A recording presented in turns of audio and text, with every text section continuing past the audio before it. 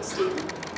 Well, I think we played as close to a good 40 minutes as we've had all year. I thought having played DePaul the game before this helped us just in terms of getting out, although it didn't look like it at some times, but being able to get out on three-point shooters, I thought we did, we worked really hard at that. And I thought the challenge we put in front of them was to finish it off. In the past, at the end of halftime, you're going into the third quarter, we've always had a lull in the last few games, and today there was no lull, and that was a big step for this team. Really, really happy for, I thought Olivia played great, I thought Megan, everybody played well. Everyone did their part. Crystal, Kristen, Aubrey came off the bench and gave us some good minutes. So I think it was a great way to end this portion of our season and send the kids home for the holidays in good spirits. Now opening up for questions. It seems like over the last 3 games, Olivia's just gotten better and better and better in each performance. Is there anything specific that you've seen from her that she's really been able to improve that helps lead to the performance she had tonight? I think she's focusing. I think with school being over, I think her total focus is on basketball now, and I think she's concentrating and working a little bit harder to improve in the areas that we need her to improve on. She's always been a defensive presence. I think she's learning the difference. So she really didn't have a dumb foul today in terms of trying to block a shot with the wrong hand or do something that would have put us in jeopardy. I thought she's getting smarter. I think she's getting smarter as a defender. But she's really just working harder at it and developing more of an offensive game. Not just, she has her favorite move, but, we have to develop some other moves, some counter.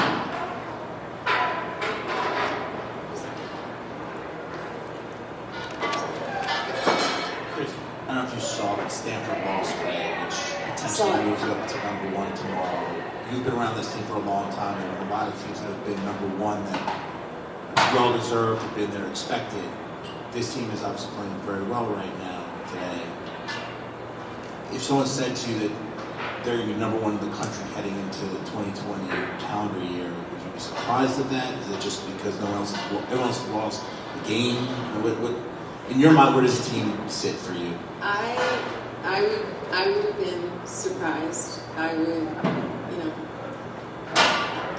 don't know that we're the number 1 team in the country. I haven't seen enough of a lot of people, but I've known our team when we have been number 1, and this team isn't there yet. I think somewhere down the line, we're not really worried if we're number 1 now.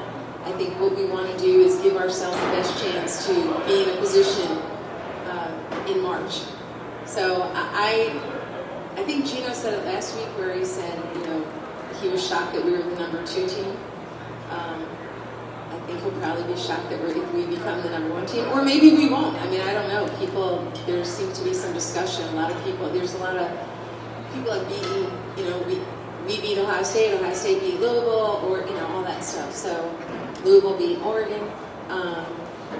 If we are, it's great. It's something that our program embraces and our players are used to. And if we're not, that's okay too. I just really want to go into this break feeling good and feeling really positive about what we can do when we put our minds to it.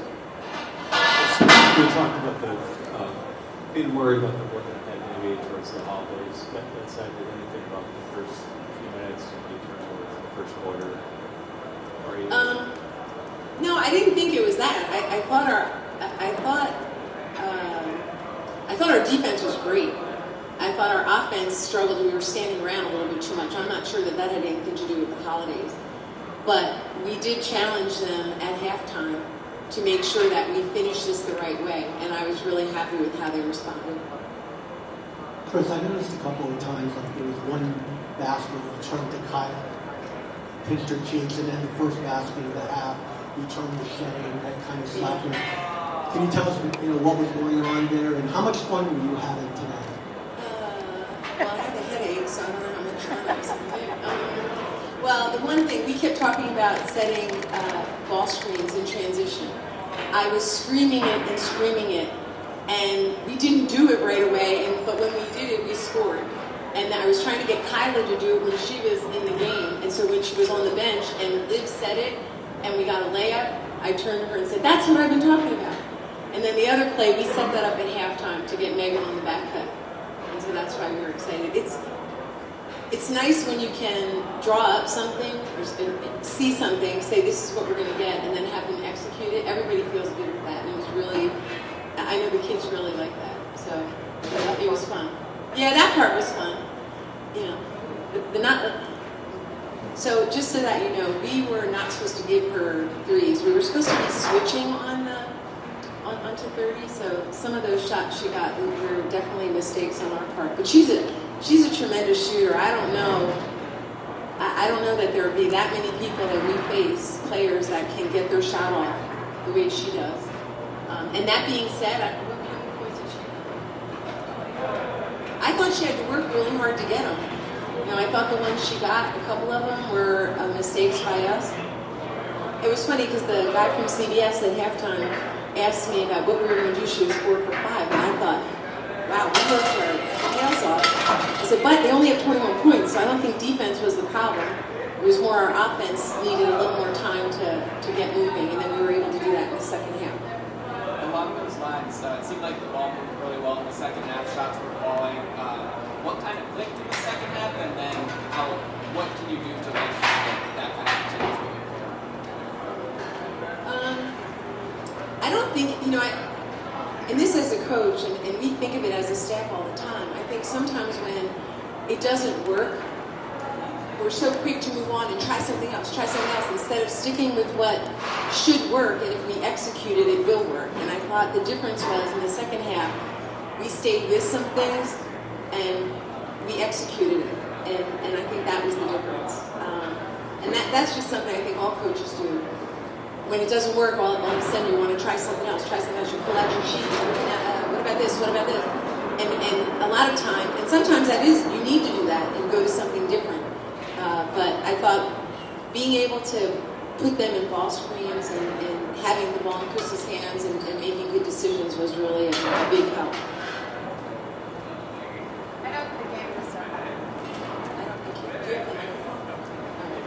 have the microphone. I know the game just ended, but have you talked to Gino, or did he call in or anything? Did you know if he was watching? Yeah, I got a text that said, call me. And I was like, oh God. It's like the principal, like you think. I went to Catholic school, so my first thought was, oh my God, what did I do wrong? But yeah, he called, and I called him back, and he's just really proud of us. And I put him on FaceTime, took it into the locker room with the players, and it was good.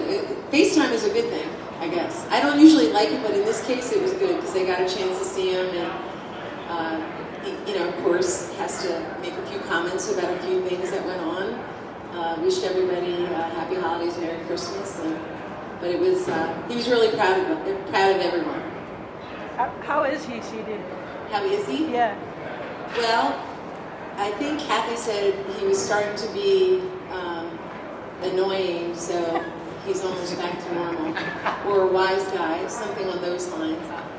But we had a chance to see him yesterday. He had come up to school, not to practice. He just stopped in. He was up around campus. He stopped in and got a chance to see everybody yesterday too, so that was good. So I'm expecting a full recovery. I'm not an MD, but I did stay at a Holiday Inn last night. I think he'll be fine. Anything else? I can yell it if you want. Just We got two more back here. Aubrey, just a lot of her production came at the end of the game, but how much does stuff like that build her confidence, and what have you seen from her that's helped her get to that point where she's feeling comfortable driving the lane, that sort of thing? Yeah, Aubrey, she's such a good kid, and you can't even get mad at her, because when you get mad, she does this little smile, and then you forget why you're mad at her. But I thought, the more, we have to give her experience, and she was guarding one of their two best players at times, and I think she's going to be able to do that for us and help us on the defensive end, and obviously help us on the offensive end rebounding.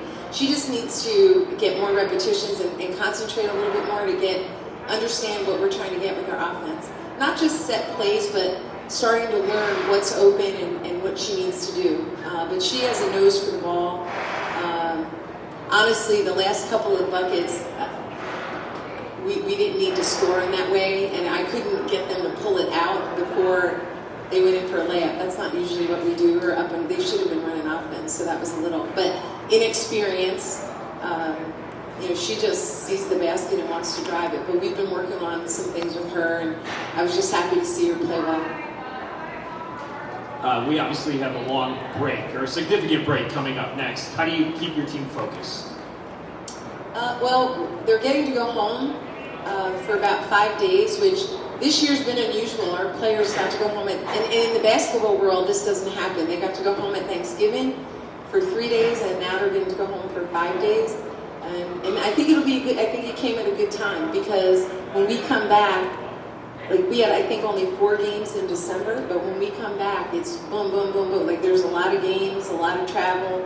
So I think this break is something that they needed, and they're going to have to do something to keep their, to try to keep their conditioning. But mostly I want them just to enjoy themselves, enjoy the holiday, and then when we come back, get ready to work, because we've got, when we come back, it's January.